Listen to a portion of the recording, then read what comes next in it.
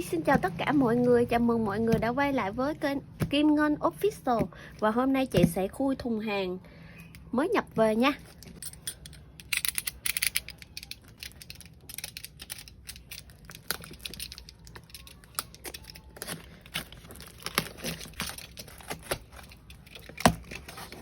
Chị nghe nói nhưng cái này chị Hân nói với chị là thùng bút Wixi.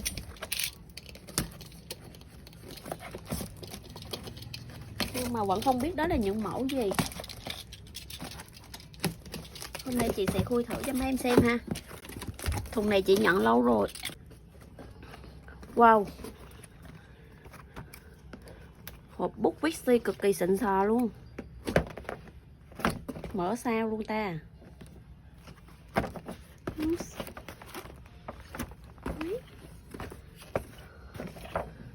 Xinh chưa mấy em? Rồi, rất là nhiều mẫu Wixi thú luôn nè. Bé heo nè. Này là gì ta? Em vịt, khỉ, bé cừu.